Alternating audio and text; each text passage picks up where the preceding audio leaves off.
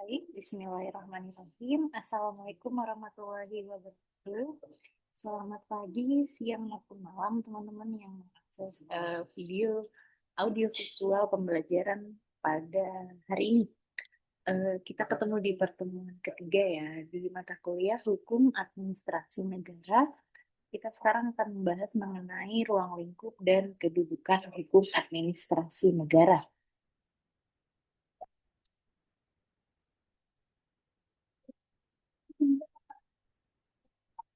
Oke, yang pertama yaitu definisi dari hukum administrasi negara. Nah, sebelumnya teman-teman juga udah minggu lalu sudah mereview mengenai awalan pengantar dari hukum administrasi negara. Nah, di sini hukum administrasi negara menurut Prayudi Atmasudijo merupakan hukum mengenai administrasi negara yang meliputi struktur dari organisasi, fungsi, tindakan pemerintah dalam rangka untuk mencapai tujuan pada suatu negara. Nah, Philippus M. Hajon juga berpendapat bahwa hukum administrasi negara mengatur fungsi dari pemerintahan yang meliputi peraturan kebijakan, keputusan tata usaha negara atau KTUN, dan tindakan nyata dari pemerintah.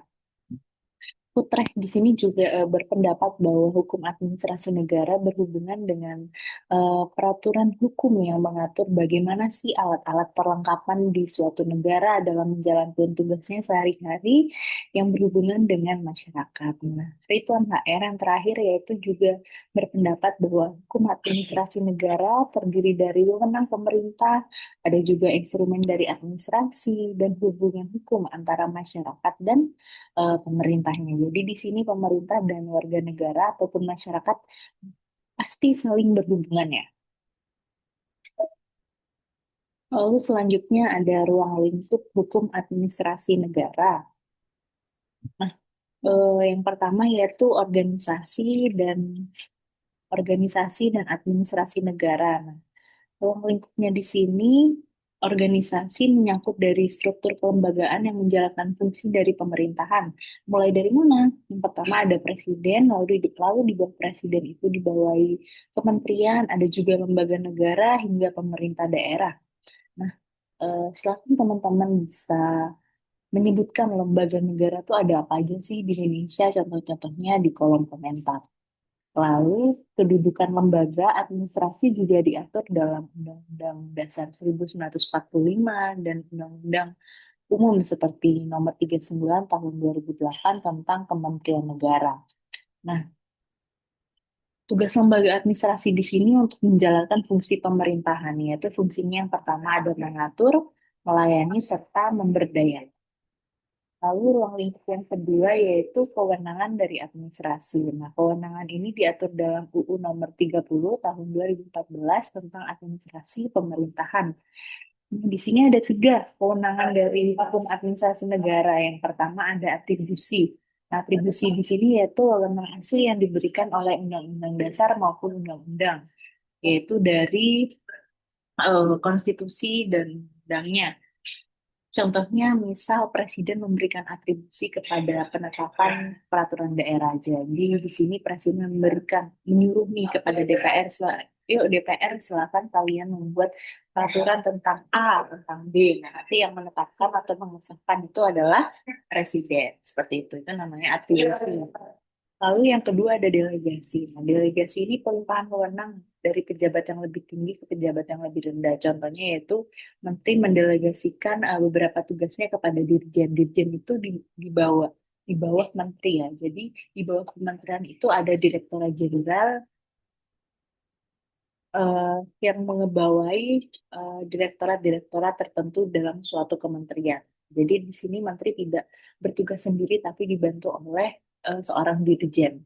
Nah, kalau mandat di sini yaitu pelimpahan pelaksanaan wewenang, tapi tanggung jawabnya tetap kepada pemberi mandat. Misalnya kepala dinas ini memberikan tugas kepada sekretaris dinas. Nah, di sini sekretaris dinas hanya melaksanakan tugasnya, tetapi tanggung jawabnya tetap berada kepada kepala dinas seperti itu. Nah, kalau delegasi itu bedanya, dirjen ini bertanggung jawab terhadap tugasnya sendiri, tapi kalau sekretaris dinas hanya melaksanakan tugas tapi tidak memiliki tanggung jawab kepada kepala dinas atau kepada tugasnya seperti itu. Jadi hanya menjalankan tugasnya saja. Lalu yang keempat ada hubungan hukum pemerintah dan warga negara. Jadi di sini pemerintah dan masyarakat itu saling terikat ya dalam hubungan administrasi. Misalnya apa? Nah, dalam bidang pelayanan publik, dalam hal pendidikan antara eh, pendidikan, kesehatan, transportasi. Di sini kan masyarakat itu eh, masih berhubungan antara pendidikan dengan pemerintah, masyarakat kesehatan, eh, puskesmas dengan masyarakatnya, transportasi transportasi umum seperti itu. Lalu ada perizinan juga, perizinan izin usaha, ada juga misal kalian mau izin lingkungan, ada suatu acara, membuat SIM, membuat KTP itu hubungan antara pemerintah dengan warga negaranya. Lalu juga kewajiban administrasi seperti kalian membayar pajak, retribusi, dan pendaftaran dokumen-dokumen ke misal ke Dukcapil seperti itu. Lalu yang kelima ada ruang lingkup instrumen administrasi. Nah, di sini alat yang digunakan oleh pemerintah dalam menjalankan fungsi pemerintahannya ada empat. Yang pertama yaitu harus ada regulasi atau peraturan kebijakan administratif yang tertulis secara sah. Harus tertulis dan secara sah. Lalu ada anggaran juga. Nah, anggaran di Indonesia itu ada dua. Yang pertama yaitu dari APBN atau dari pusat, lalu setelah dari pusat turunnya ke PBD. Sini sebagai fungsinya sebagai instrumen dalam pembiayaan program-program yang dijalankan. Lalu aparatur. Nah, aparatur dalam pemerintah itu ada dua jenis ya. Ada PNS dan P3K yang disebut dengan ASN sebagai pelaksana birokrasi yang diatur dalam Undang-Undang Nomor 20 Tahun 2023 tentang ASN. Lalu yang terakhir juga ada sarana birokrasi. Nah, sarana birokrasi ini ada fasilitas, teknologi, sistem informasi yang telah dibuat oleh pemerintah, infrastruktur pendukung juga dalam pelayanan publik. Nah, di sini juga ada ruang lingkup kontrol dan pertanggungjawaban. Kontrol dan pertanggungjawaban di sini untuk mencegah penyalahgunaan wewenang, maka dibutuhkan pengawasan dari internal.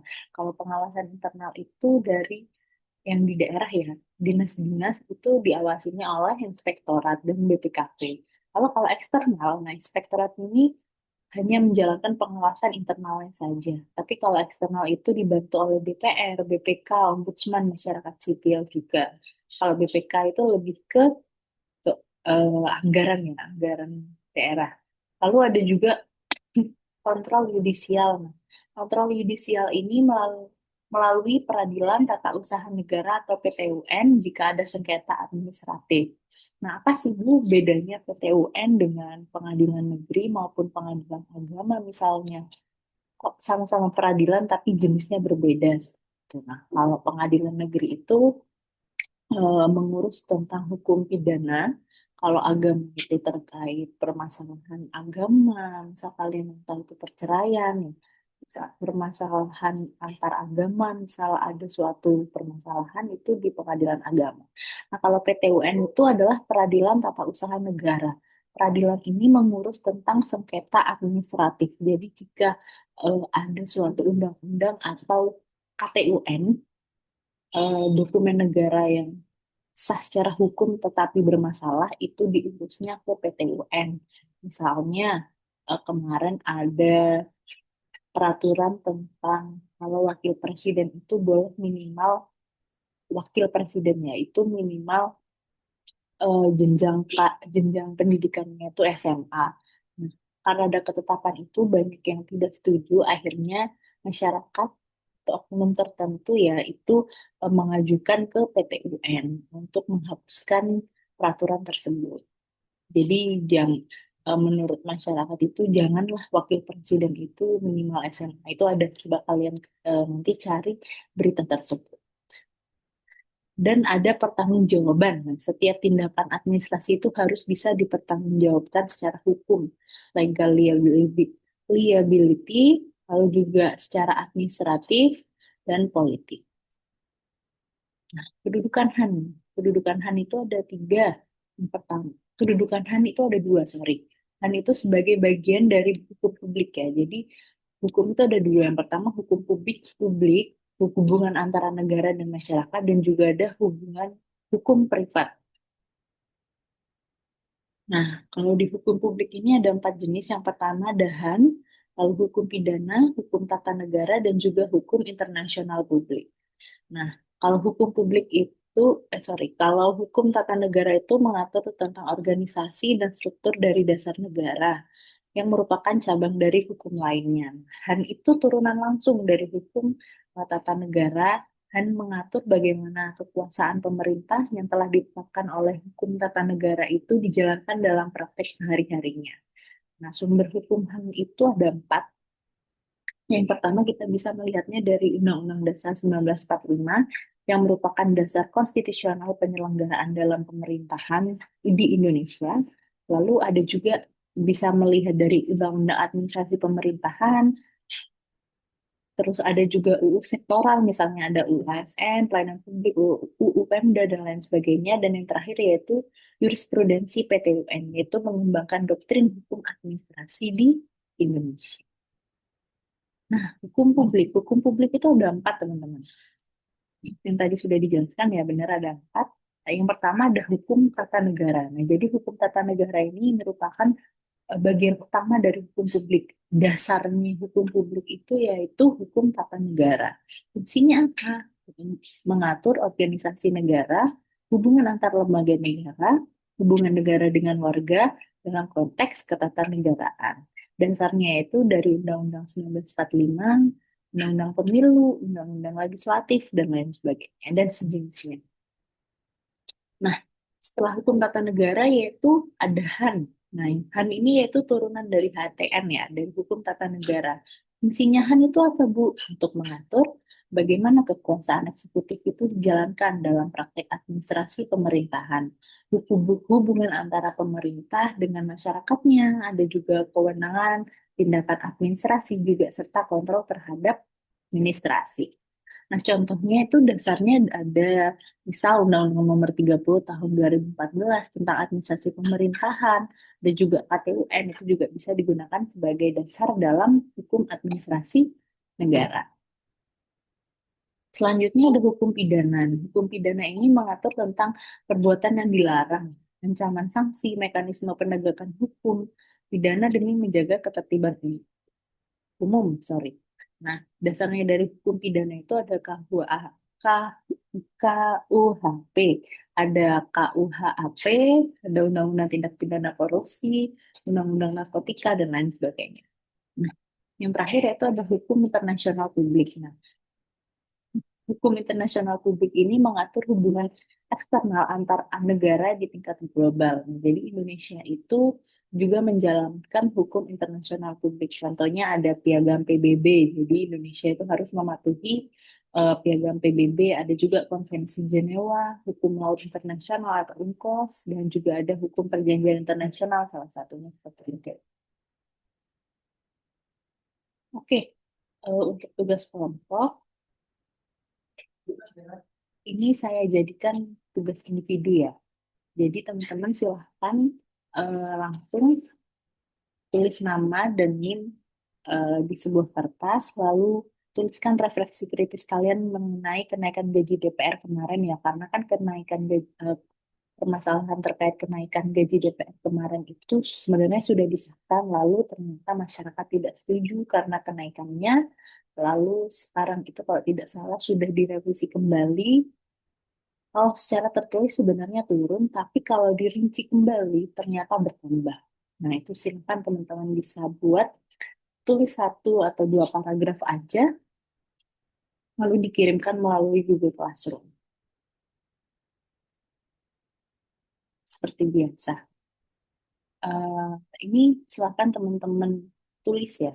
Tulis lalu teman-teman foto, nanti hasil tulisnya itu dikumpulkan pada minggu depan, di minggu keempat saat pertemuan di hari Kamis. Oke. Sekian pemaparan dari saya. Eh, Kurang lebihnya saya mohon maaf. Untuk presensi, untuk Google Classroom silakan bisa diakses di link Google Classroom di deskripsi di YouTube atau langsung mengakses Google Classroom-nya ya. Jangan lupa presensinya diisi juga dan dikerjakan. Batas waktunya hari Kamis, hari Kamis besok, tanggal 9, sudah tanggal 11, jam 23.59 seperti biasa. Oke, terima kasih. Wabillahi taufiq wal hidayah. Wassalamualaikum warahmatullahi wabarakatuh.